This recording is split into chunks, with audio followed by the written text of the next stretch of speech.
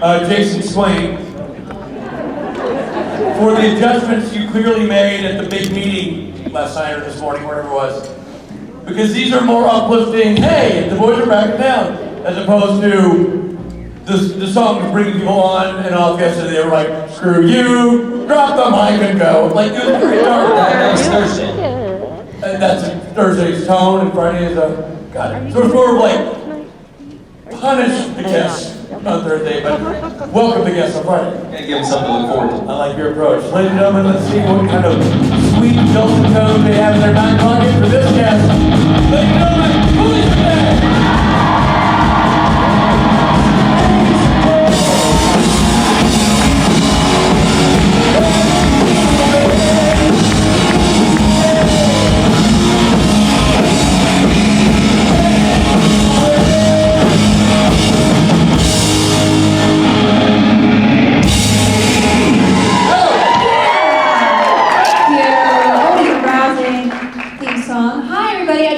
Cocoa, so I might be a little obnoxious.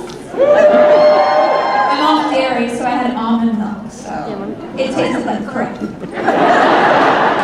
Anyway, hi! Oh my gosh, I'm so happy to be here. Hey, who got crazy last night? Good. I don't want anybody to have fun without me. I'm gonna go home to my hotel room tonight. I'm gonna watch Law and Order. That's how crazy I'm gonna get in Vegas. Oh boy, it's been, this is my, I don't have my 2022 con sea legs have not settled. This is my first con in a long time, and I'm so happy to be here. It's been rough, you guys, and I hope all of us have had each other to get through it, and here we are celebrating a little bit of normalcy and awesomeness together. So this is gonna be fun. Great weekend. Great weekend. Okay, so I guess I'll take some questions. It is so bright up here. I can't see anybody. Maybe it's the hot cocoa. But I can't see crap. Okay, hi! Wait, which direction do I go? Hi! Questions over here? Hi, Felicia. Are you coming from, okay, you're coming from there. This is so weird. I feel like I'm a bat. I need some echolocation going on. Hi. Oh, there you are. Hi. I don't have my glasses on either. I'm totally prepared for this. I'm blind. I'm too much sugar. I can't hear. Hi. How are you? Hi. I'm great. I'm so happy to see you. You're my favorite. Charlie's my favorite. I love you so much. Keep Thank you. I'm so excited to see you. Made my weekend. Oh my gosh. I mean, you're going to see a lot in this I am weekend. going to see a lot. But All right? I mean, to me, a Vegas con is only second to like Dragon Con, where I saw furries like doing it on the carpet, like just in the hallway. If you ever see a wolf and a rabbit creature having relations in a hotel lobby, that's really the top of my con weirdness. And then there's Vegas. Anyway, hi. Hi. My question to you is just, it's been 2 years since we've been here. I just want to know how you've been. Oh, thank you for asking. Wow, this is a good question. Like, you have like 5 hours? I mean, I'm okay. I feel like some things are better, some things are worse. I feel like we all don't really know how, I feel like there's a collective like extra awkwardness that I feel before COVID. So like, it's nice to be in awkward company with people who usually weren't awkward, because they haven't been around people either. And I'm like, you know me now. So that's good. To me, I think the last 2 years have been super rough on a lot of people.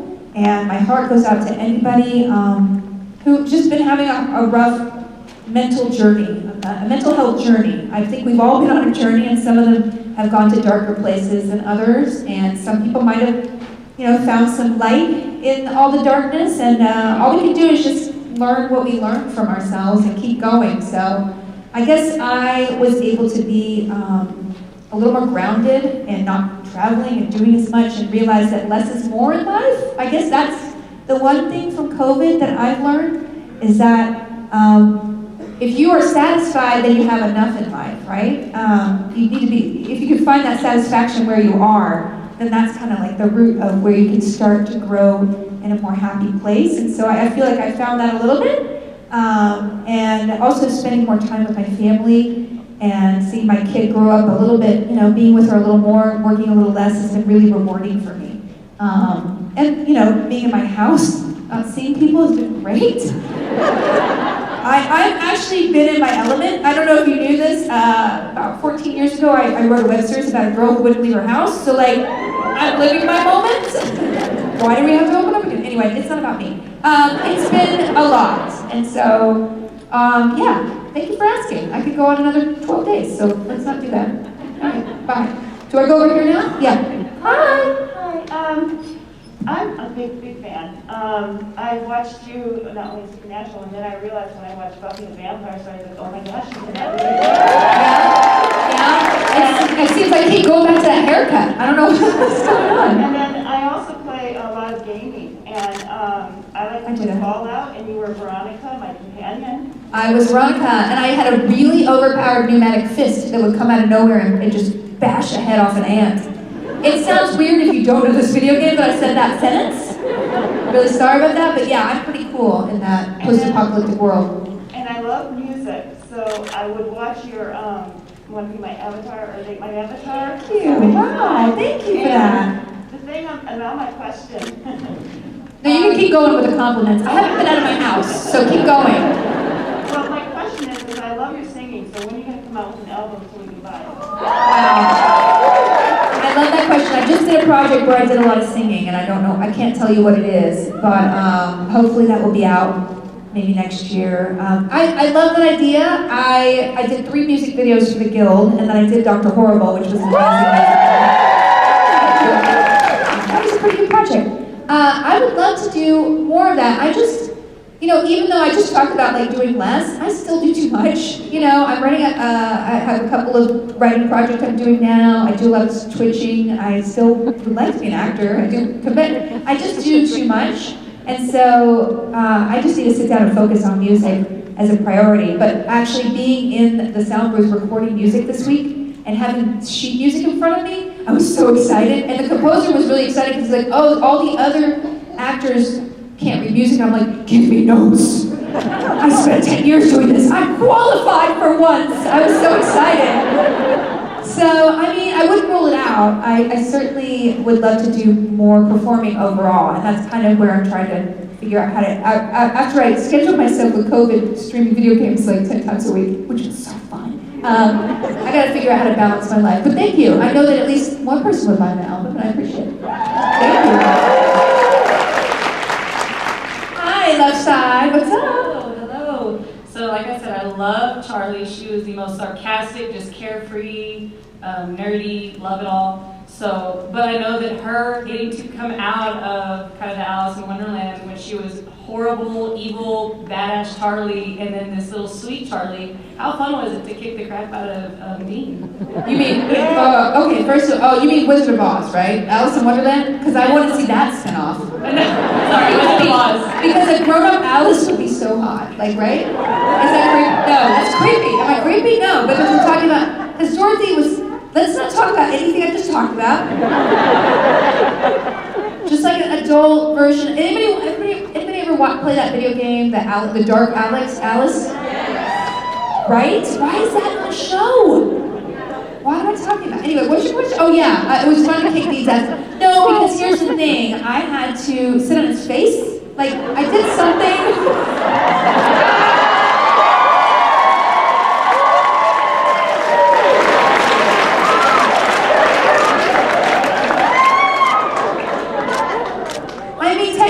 It was a fight scene, and I was I was Dark Charlie, and I had to like and it was just, all I remember was I was so self-conscious about my crotch being way too close to an area of Jets that I didn't feel comfortable with. And I was just glad they were like leather pants. They were like the thickest fabric you could make.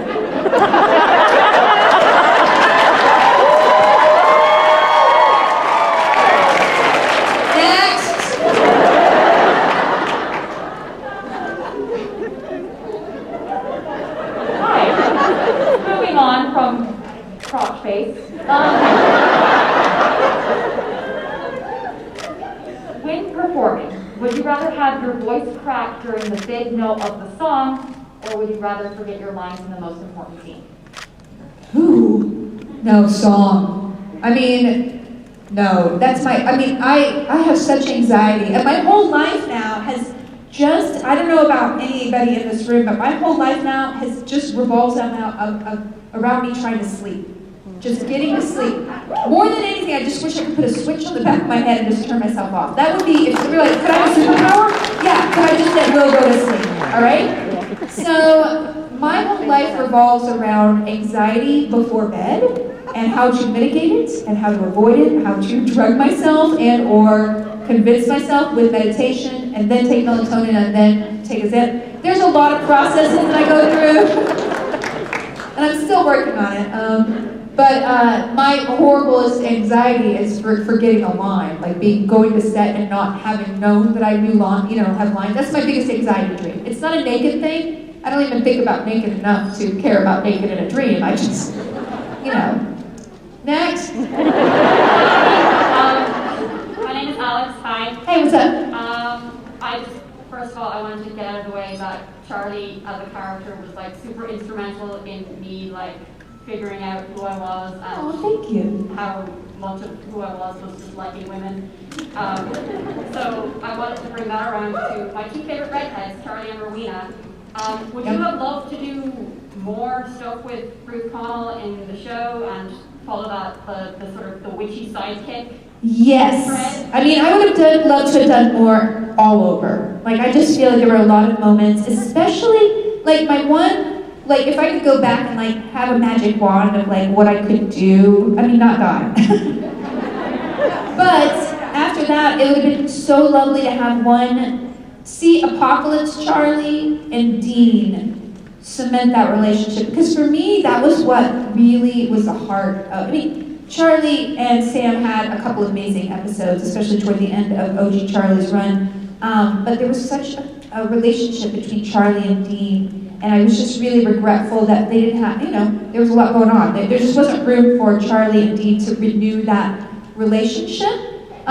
Because I feel like she is Charlie. They have that chemistry. They have that need in each other to lift each other up, to be there for each other. Even though Charlie's been through, Apocalypse Charlie went through a lot that OG Charlie did. And so it would have been nice to have that one scene. And then it would be also, Ruth and I talk about it a lot. Like, what happened on the road trip with Apocalypse Charlie and Marina? I'm sure that we fought. We might have kissed. I don't know. Tell me what happened. Thank you for that question. Hi, over here. What's up? Hi. Hey. First of all, thank you so much for your Embrace Your Weird look. I think it's absolutely fantastic. Thank you. And my question is about gaming. So the last time I owned a game station of any kind was like the 90s. My favorite video game is Galaga, but I want to get back into something. And Okay. let me ask the expert. Okay. Where would you start? Millennial woman wants to play video games. Okay. Stardew Valley. Stardew Valley, girl. Get in there. You want to grow some turnips? You want to mine some rocks? You want to go fish for some eel? And you want to seduce the local barkeep? You can do all those things. You could marry a girl named Emily and have wild sex in a tent while a bear watches. No spoilers? Sorry, that wasn't a spoiler. It's a really good game. And the fun thing is you can play it to 4 people. So if anybody has not heard of Stardew Valley, it's a masterpiece. It really is. I stream it sometimes with my friends from the guild, and it's just a really fun game where you own a farm and you clear the farm and you plant things and you water things and things grow and you sell them. But there's also like 12 people you can romance in the game and end up with. You can also divorce them. You can have a baby. It's just super simple and addictive and really, really fun and very soothing. It's like hygge. You know that word hygge? Which is, it's like a Swedish word, hygge. It's like really comfort, or I'm pronouncing it completely wrong. No one knows what I'm talking about. It's Hygge. Anyway, it's just comfortable. What? I'm doing it right. Thank you. Everyone's drunk. Anyway, Stardew Valley. Check it out. Okay, bye. Next question. As a fellow millennial woman on second Stardew Valley, I love it. Thank you. See? This is prime millennial women areas, okay? Sebastian is the one you need to marry, though. Sebastian is very hot. I went for Leah, who's the artist. I did have relations with Emily, the blue-haired seamstress, but I didn't end up proposing to her. I was like, bye. It was a bear thing. And then Leah and I had a baby named, I think it was Dingleberry. I named the baby. It was Dingle Baby. I named it Dingle Baby. I'm an adult. What's your question? So I'm actually also from Huntsville, Alabama. Oh. So I thought that was really cool when I found out that you spent time there as well. Yeah, I did. But my question is actually about Dark and Horrible because I actually started my morning listening to it this morning. Oh, that's so sweet. So I just want to know a little bit about filming that and what that situation was like, especially since it was during the writer's strike as well. It was amazing. It was like doing low-budget film. I just did a web series appearance a couple weeks ago, and walking onto a set without all the big trucks and all the trailers, and just seeing one little table where they got some crafts out that somebody bought at Smart Final the night before. It was really nice to be on such a little tiny set again, and that was kind of what Dr. Horrible was like. It was just kind of a bunch of people who were. I was kind of from more the web side, so I was like, whoa, we have trucks, but at the end of the day, it was a very small production. It was done like quick on the fly, and everybody felt like they were getting away with something when they did it. And I feel like if you're making good art, y'all, you should always feel like you're getting away with something you shouldn't be able to get away with. So yeah, it was very fulfilling, and it really, it was wonderful. And like the cast and the crew, like I have friends that I'm still really good friends with on that set, from that set. And so I think when you have that communal experience where you're really sharing and you're creating together, that's why I'm in film. It's for the art of it, but it's also for the camaraderie and the community you build around the things you're loving to make together. So thank you for asking about it. So, what was your least favorite episode filming? When I died. I was just talking about this the other day that, I was this is a true story I'll tell you about how I died. That's far enough away. So I was in the car on my street and I got a phone call from one of the showrunners of Supernatural. And I was like, and it was the night that one of my episodes was airing, the Good, Dark and Light Charlie, Good and Bad Charlie. And I was really nervous about the performance anyway. And I was like, oh, who's calling me? Oh, it's Bob. And I was like, and he was like, yeah, we have to kill you off. And I was like, you're dying? I'm dying? Like, for real? He's like, yeah, forever. I'm like, oh. And the only thing I could think of was that they killed me off because the episode was so bad. And I asked him later, he was like, no, what? What are you talking about? Like, he literally, but to me, in my mind, because of my own neurosis, I'm good at neurosis, I thought they were like writing me off the show because they didn't like my performance, which is not the case. So it was already came from a place of deep-seated anxiety and depression. And then all I can remember is the day that I was shooting that scene, and we did the scene where the dude with one arm came into the hotel bathroom. Spoiler alert, I died in the show. And the Stein guy with the one arm was busting in this cheap hotel bathroom. And all I could do when I was sitting there waiting for him to bust in was look at the window. I was like, Charlie can fit through that window.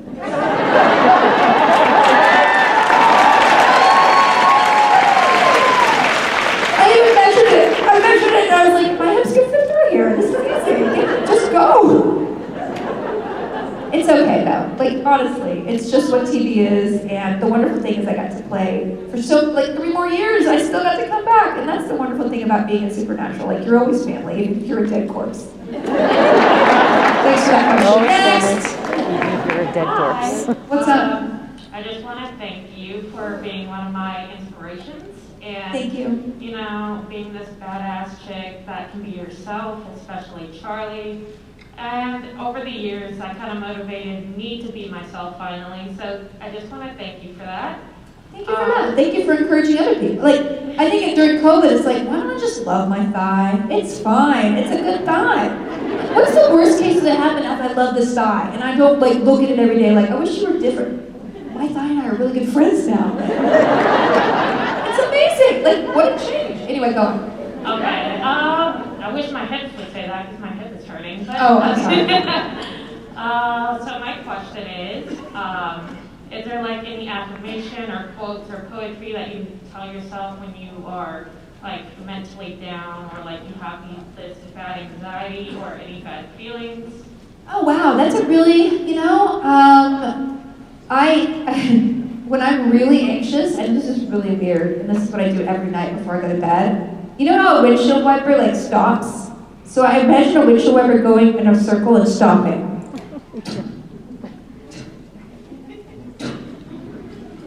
Probably 2 hours a night just to get myself to go to sleep. It eventually works. No, I mean, I try to remind, what I actually do is, because I'm a very hormonal person, like just physically hormones are crazy in my body, and I am a basket case. So what I have to just tell myself, like, and the good thing is that I have the self-awareness at this point. I was on Lexapro for a couple of years, which was like a game changer for me, because I recently went off it, and why? I don't know why.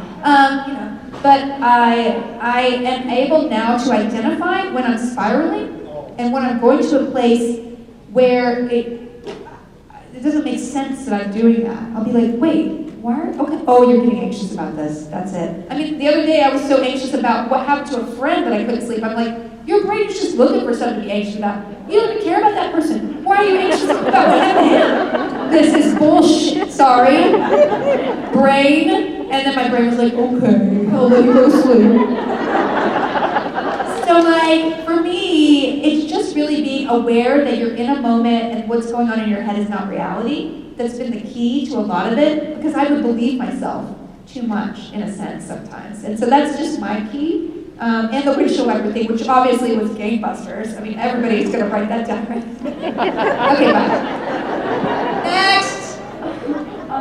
Okay, everyone here might hate me after this question, but I saw a video of it asked at Comic-Con a few years ago, and the question is, considering that women too often have been used to further the plot of male characters, what do you think about the decision to kill Charlie and dump her in a bathtub?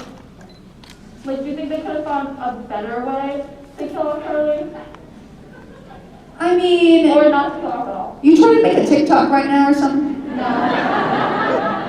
I mean, listen, what I can say is that I would have loved to be on the show more, and I don't think that the writers, I think that it's so hard to make TV, y'all. You don't understand, like, I think unless you're on a set seeing all the moving pieces, and the set is just like a third of the personnel who go to make a TV show. And when you're on a 22 episode, like I think if you watch an episode that's 8 episodes, they got a lot more room and a lot more time to be able to make the best decision possible. And I'm not saying that it wasn't the best decision at the time, I'm just saying for 22 episodes, you just gotta make a decision. And so I'm not gonna sit there and retcon a bunch of writers and producers who love the show so much in such a visceral way and say, well, you should have done it this way. It's very easy to quarterback like that. I just made a sports analogy. I'm so excited.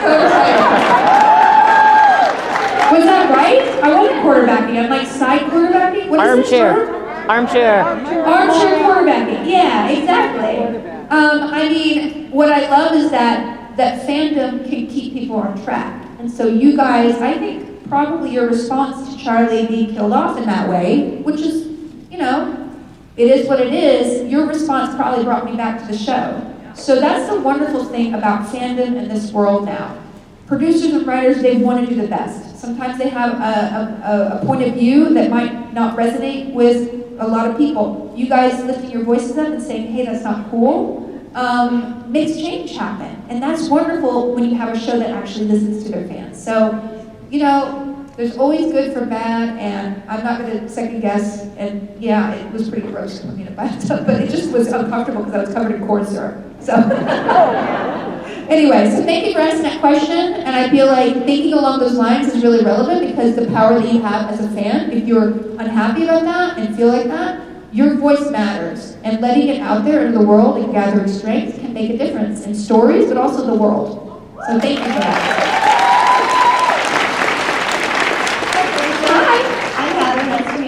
I just want to say I loved you as Charlie. I love you in Dr. Purple. I love all of your stuff.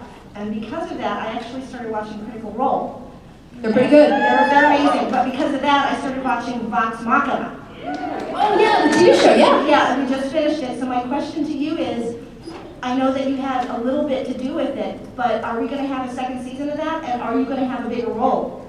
Okay, so Critical Role is a live play or a D&D group that streams on Twitch. I created, I didn't create them, but I basically discovered them in a way. I was gonna launch a Twitch channel and I wanted to do D&D on it for my company, Geek and Sundry, and I knew my friend Ashley had some friends who did D&D, and I was like, they're voice actors, Ashley's wonderful. Let's have them do it, because I couldn't do it because I was busy working. Cut to them becoming the biggest thing on the planet and having their own TV show. So it's really cool to have a small part. My company helped build them, and even after I left, they got build them, and then they went and did their own thing. And I think it's wonderful. I got to scream and die in an episode of the episode. I told, spoiler alert. And I was so honored to be a part of it, and I can only cross my fingers that I get to come back to it, to be another voice in it, because it really is. They're just awesome people, and it's an awesome. I haven't seen the show yet. I'm too busy with Gilded Age. Right? It's trash. It's not. I just love the costumes, you guys, and yelling at the TV. Why are you doing that? I hate this character. Anyway, thank you for asking. So anyway, yeah, cross fingers, they call me. Hi. Hi, my mom and I and my cousin are huge fans, and I was just really hoping if you could say hi to Natalie in the back. She's very... Natalie! Just say hi. How many Natalies do we have here? I say hello to all of you. She's raising her hand in the back. I can't see anything. Okay, thank you. Little supernatural. No, I'm blind. Oh. The lights in my face, they're like the worst Instagram photo. It's like a J.J. Abrams movie up here. Like, I can't see it. I'm like, what? Well, we love you. Okay, I love you too. Thank you. Hi. What was your favorite scene to shoot in Supernatural? My favorite scene to shoot in Supernatural. Okay, I can tell you my least favorite scene. You want me to start with that? My least favorite scene was not even me dying. It was me. Does anybody remember the episode where I was like hunting? OG Charlie was hunting, and the episode opened with a dumpster, and I come out of a dumpster and I like stab a dude under the chin, through his head. That was the most embarrassing shooting I've ever done, because I could not. It was like opening, so I'm just uncoordinated, okay? I'll just give you that. And when they opened the dumpster, I was crouching, and I have no upper thigh strength. I have no thigh strength. I don't move, all right? So I'm sitting there like this with my rapier, and I'm in a complete darkness, and they open it, and a stunt dude's over me, and I'm like, action, and I almost took the guy's eye out. Like the rapier was going everywhere. It was the least badass thing ever, so they had to eventually get the stunt woman in and actually do it properly, because the guy was like, I don't want to lose an eye. So that was the worst moment. Best moments are when Jared Padalecki picks me up. And he's done it like 3 times, and it's always like being lifted by God. It smells good, it's strong, nothing bad about that. All right. Thank you for that question. Next. Hi. I actually wanted to ask, what was your favorite episode of Supernatural you ever saw? Oh, I love that Groundhog Day one with Jensen. That's like my favorite. I feel like I've seen that episode like 3 or 4 times, because it's just so funny and good, and it's really well done. I also love a musical episode that I was not in. By the way, you guys, how exciting is it that Robbie Thompson, who created and wrote almost all of OG Charlie's episodes, is doing the prequel show?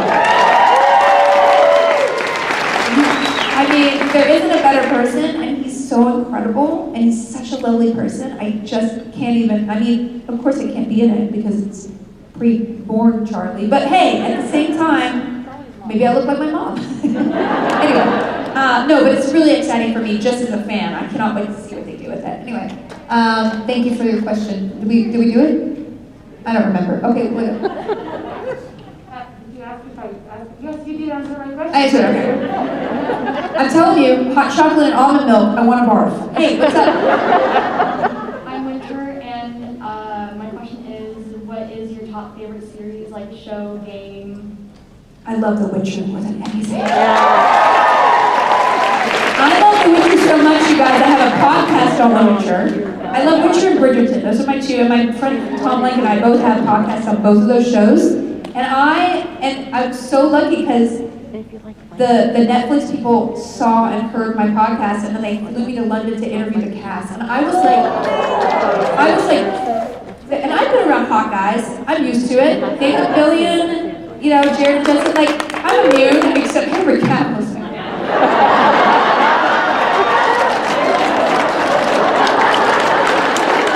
Acting very natural.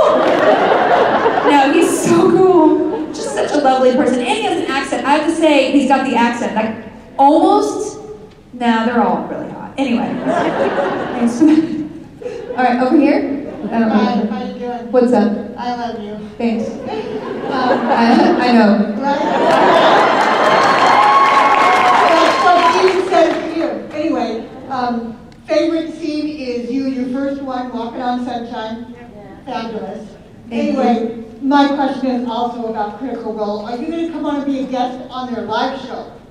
I would love to. Listen, I'm not saying no to those guys. They actually, I was supposed to do an episode, a live play episode with them, and that was literally the day that I got flown to London to do the Netflix thing. So I was supposed to be in one. I think it was a Kickstarter fulfillment thing. Unfortunately, I was not able to be in that live play, and it broke my heart. But it was literally, I had to choose between a Critical Role and The Witcher, and it was hard. It was really tough. But yeah, I'm available. I can't. I'm so proud of them. They really worked hard and they've earned like all the success that they have, and I'm just really happy for them as people. So thank you. Thank you for asking. They better ask me back, okay? I'm like their grandma, okay? Hey. Hi. I just want to ask, you have inspired so many people, you as a person and your character, and it's just such a great thing. I was just wondering how you felt when you saw your first cosplay or your first fan art. I mean, amazing. It's amazing. There's one person here who had "Peace Out, Bitches" and this on their arm, and I just signed my name so they could tattoo under it. And I have to tell you, that was a little intimidating. I've done that a couple times where people put my signature on their body. I'm like, you sure you like me? But it's like the ultimate. It really, well, as an artist, we're not just here for like praise, we're here to change people's lives, right? And that's what we want in life, to have our point of view and the way we interpret the world affect another person and make their life better. And so to see that manifest in other people is just, it's the reason why we're here. And so it's all because of you. Thank you guys. Thank you so much. I don't think this is the end, but I just want to thank you. And then there'll be an awkward pause and then you'll applaud again. We'll get to it. Okay, next. So my husband and I are fans of like the Guild and D&D and Critical Role and all that kind of gaming and fantasy stuff. What is your favorite character or creature or whatever in the gaming and fantasy that you have created for yourself? Oh, that's really fun. I mean, aside from like Codex, because I mean Talus. I was able to kind of do my own fan fiction and then make it into something. Talus was a character in Dragon Age. Which is a really cool video game. But you know, I love every avatar I make, right? Like, that's what is wonderful about gaming. You can kind of insert yourself into a world, and I think that I'm closest probably to my World of Warcraft character or my Skyrim character, who is an elven assassin. She used a crossbow. I probably spent 400 hours in that world. And so when people talk about the metaverse, I'm like, what are you talking about? I lived in Skyrim for a while. It's not that great. So anyway, yeah, I mean, I really feel very close to all the characters that I make. I mean, they're all parts of me. They're all very personal. And the cool thing is, you just keep going. Like, whatever D&D campaign, I was in a D&D campaign for like 5 years, and I played a character named Jocelyn, who was the bitchiest sorceress. She had like really long red hair, and was like, I don't care, you need to get out of my way. I'm gonna fireball. So just get out of my, why were you there? It's your fault. And you would not think that I would want to play that character, but for 5 years I played that character on and off, and she's like a part of me. One day I'll channel her in something. I mean, actually, hopefully not. Anyway, thank you for asking. Hi, I'm just super nervous, but I love you and I love Charlie. And after being a fan of Supernatural, I became a fan of Letterkenny. And oh my god, that show was so funny! Right, and Tia Warren, like I don't know if I said her name right, but she played Dorothy, right? And then is she in that show? She plays the baddest Alpha B, like she is so awesome. I only watched the first 3 episodes and I just forgot to watch the rest of it. I have to watch the rest of it. She's amazing in it. She's amazing. She's also Cherokee. She's First Nation, you know. Yes, She's amazing. She plays a First Nations character in the show. Anyway, so she also is bisexual in the show. So then the next time I saw the Wizard of Oz episode for Supernatural, I was like, Letterkenny crossover. I'm like, so did Charlie and Dorothy, because Dorothy was also super badass, you know, like when they went over to Oz. Oh, good question. Okay. So if you have the DVDs, that episode where I come back, I have a scene with Sam that got cut from the car. And so we were in the car driving home, and it was a big monologue I had, and it ended up getting cut for time. And I do explain what happened in Oz, and it was very clear that Dorothy and Charlie were not an item. So if anybody, oh, everyone's pissed. It was, I mean, right? Has anybody seen that extra scene on the DVD? Where I have the monologue and I talk about like the monkey, you know, like it was a long thing. It was really a lot of detail about it, and it got cut, which is like sucks because I memorized a lot. It's an amazing job. So anyway, somebody watch that extra.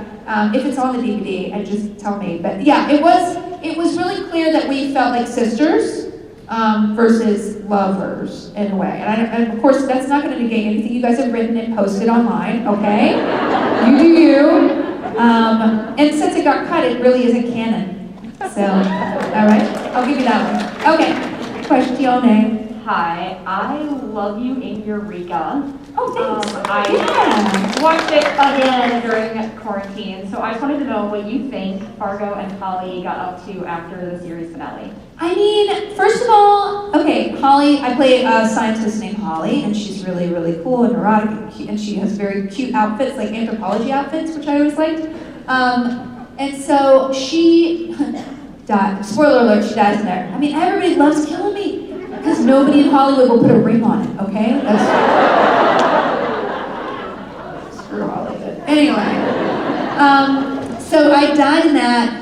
It doesn't ruin anything. But then I come back and they create a synthetic body for me. And so essentially I'm immortal. So what, basically Holly and Fargo, I think they travel around the world investigating strange occurrences in sort of like the Earth, in a scientific way. And then Fargo dies because she's immortal and she moves on and marries somebody. You know, maybe another husband, maybe a wife, I don't know. She's immortal, she's gonna do everything. Because, you know, if you're immortal, try it on, right? Okay. Why am I talking? Okay, next question.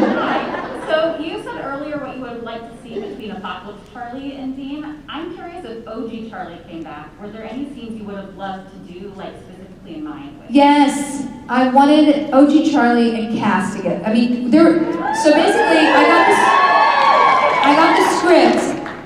got the script for the episode before I get killed off, and I didn't know about the one where I ended. You know, I was off the show. So at the end of the episode before that, I meet Cass, and I'm like, we're gonna be best friends, or we're best friends already. Like, I have a line that I can't remember, but it's something about we're gonna be best friends. And then I was like, oh, we're gonna have a storyline with Cass and Charlie. No, I died. But in my headspace, I feel like Charlie and Cass would have been super fun together. Because he has this naivety, and she has naivety, and maybe she would have been like, I'm gonna show you this, and then everything would have gotten in trouble because she didn't think things through. So I have a whole thing where I'm like, I think that would have been a really fun pairing to see. And yeah, that's what I would have loved to see.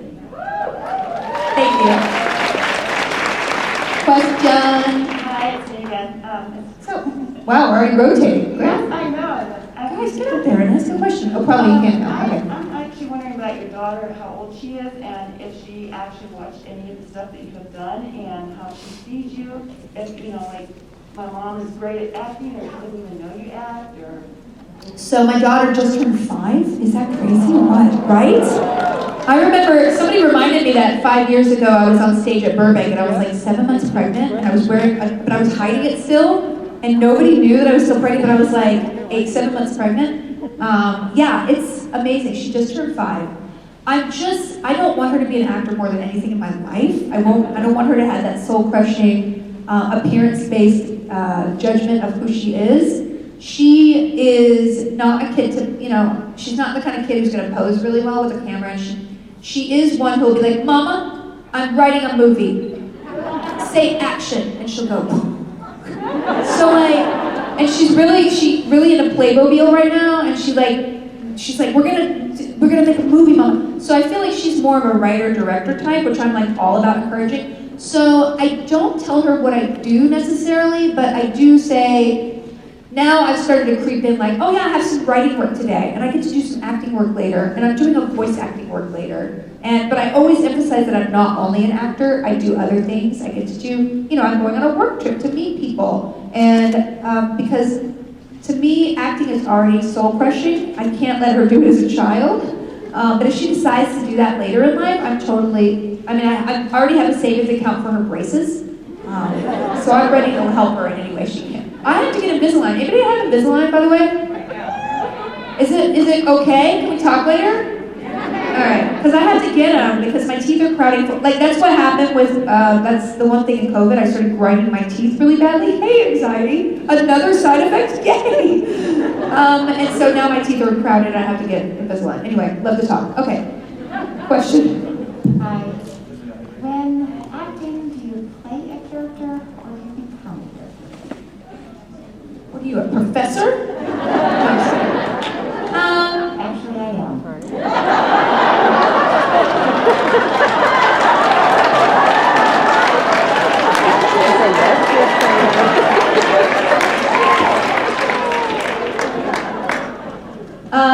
So I think you're always yourself.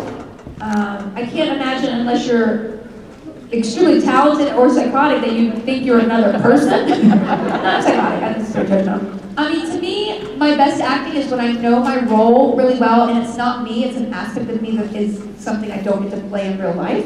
And I forget that I'm acting with another actor because we're both in the moment so much. So that's what I feel. But I know every single actor works differently, every artist works differently, every writer works differently. So never look at the way that another person works and creates and think, oh, I should do that. Try it out, but if it doesn't work for you, that's completely valid because we're all different. Our art is all different, so why should our process be the same? So, anyway. Are you kicking me off now? I wondered if Borja was like, she's gotta go. Are you? He was like, Are you kicking me off, Richard? I don't want you to go! Stay. I was literally like, let's not do this, let's let her stay on. And then I got a phone call from Rob Benedict, and he said, get that woman off the Rob Benedict? Yeah! I know, I am so over that dude. Oh man, tomorrow, look out. I thought you were Rob. Yeah, I get that a lot. Yeah, you're one and the same. Yeah, okay. Well, no one ever sees us in the same room, except when they do. Think about that one. Yeah. Oh, he's not there. You just fooled me. Anyway. All right. Well, thank you guys. I think my time is up. I appreciate all of you. I'll see you